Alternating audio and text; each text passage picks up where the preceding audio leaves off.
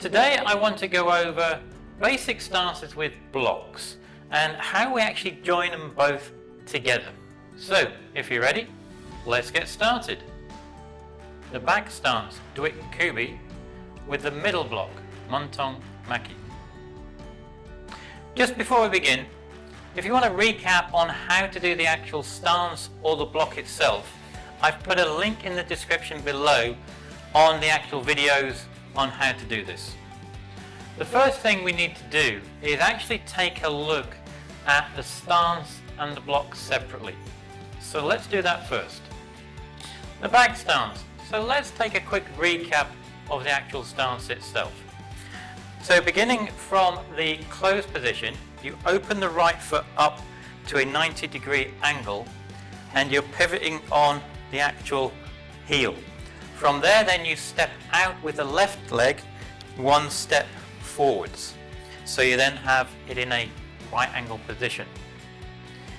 You bend both knees and the angle roughly is on the front knee about 110 degrees and on the back is like a 60 to 70 degree angle. The weight ratio between the two knees is on the back leg is the majority of the weight, which is about 70% of the weight, and on the front leg is about 30% of the actual weight itself. The body is upright, my chest is facing a 30-degree angle outwards, and I'm looking forward. The middle block. Now, when we're doing the middle block, we are blocking at a 90 to 120 degree angle. We are blocking, now this is the center line of our body, we are blocking just on the center line. We don't go past the center line, we're just blocking on the center line. The top of the knuckles is level with the top of the shoulder. The wrist is straight, the hand is straight and the wrist is straight, and we're blocking from the wrist 2 inches down. We now have the stance and we also now know the actual block itself. So what we now need to do, we actually now need to join them together. The best way to do this is when we're first learning to join the moves together in a continuous movement. It's always best to learn it to start with as a one-step move first. And then once you've learned it as a one-step move, you can then progress and go on to the continuous movement after that. Now, so what is a one-step move? Well, to begin with, you start in the actual Chumbi position, and you always start with the left leg first, and you then step with the left leg into that stance and block that you're actually doing. So if we're doing the forward stance, I step into the forward stance, and if I was doing the middle block, I'd do the middle block.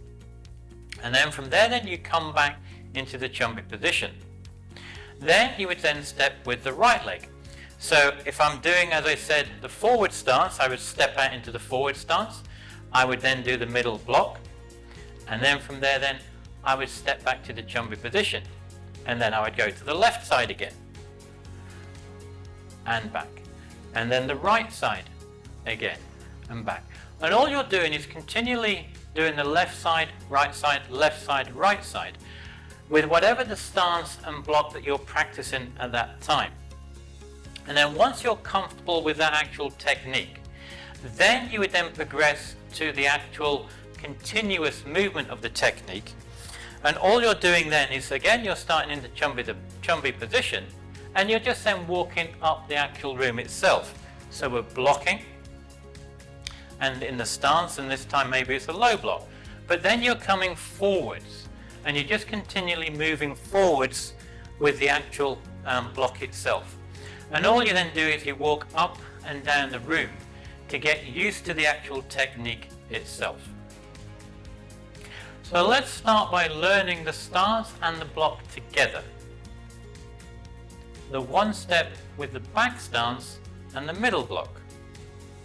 To start with, we start in the Chumbi position. And we're going to start by first then moving the left leg and we move the left leg into the stance and the block at the same time.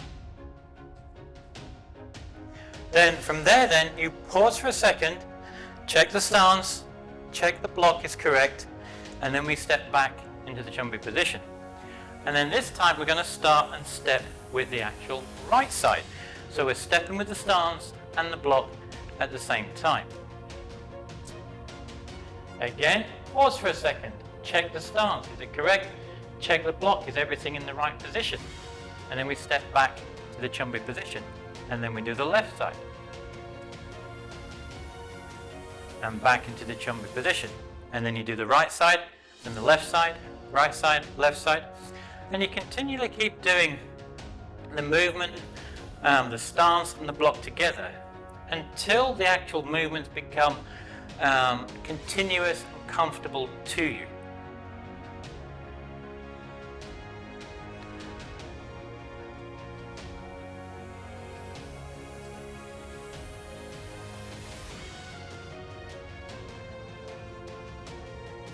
Now, from there then, we need to make sure we then add in the actual Ki Hap itself.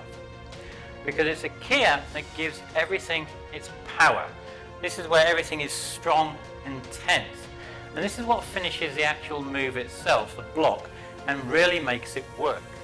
Because if unfortunately you're ever in a situation where you had to use it, by making sure that Ki Hap is there when you're doing the block, that will help stop and deflect that attack coming towards you.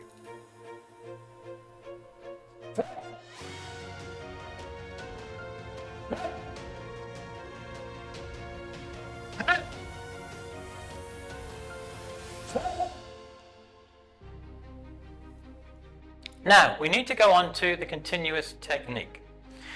We start in the jumping position, and we're going to start by moving the left leg first, and we move the left leg into the actual stance and the block at the same time. Now, from there then you pause for a second, and as before we check the actual stance and the block is correct. Now this time then we're going to move forward with the right leg with the stance and the block itself. And again, pause for a second, check the stance is correct, check the block is correct, and then we move forward with the left leg. And pause, and then check everything, and then we move forward again.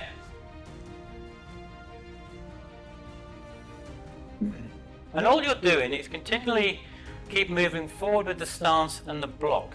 And you keep doing that to join them together so they actually feel comfortable for you. And then from there then, if you get to the end of the room, you turn around and go back the other way, and you just keep walking up and down. Once you are then comfortable with the joining together of the actual stance and the block, the next thing you must always remember to do is you need to then make sure you add in the Ki Hap.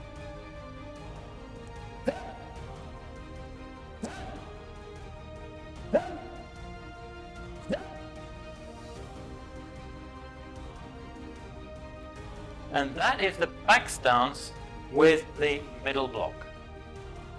Now, once you've got to the end of the mat, or if you're practicing at home, maybe in your room, what you then need to do, you need to turn around and go back the other way. So how do you do that?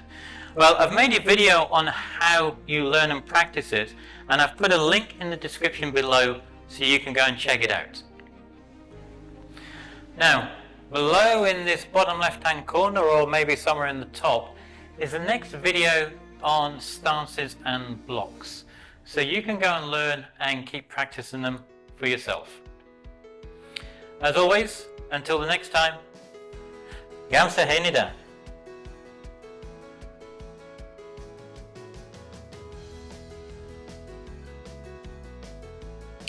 What are the stances and blocks used for?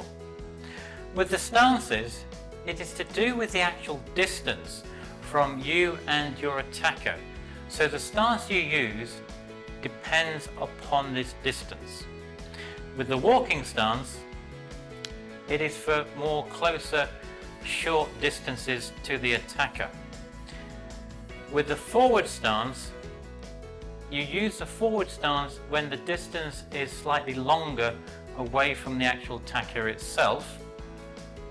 And with the back stance, again, this is more closer to you. So if the attack's closer to you, you would use the back stance as a shorter distance attack. And with the horse stance, this can be used whether that distance is slightly longer or shorter to the attacker. And it is also used when the attack is coming from the side, not to the front, to the actual side itself, because the horse stance is very strong on the side, not as much to the actual front or the back. Now with the blocks themselves, the block you're going to use will depend upon the actual attack and how it's coming towards you. For example, the low block is for anything from the waist downwards. So if anything is coming towards you from the waist downwards, you would use the low block.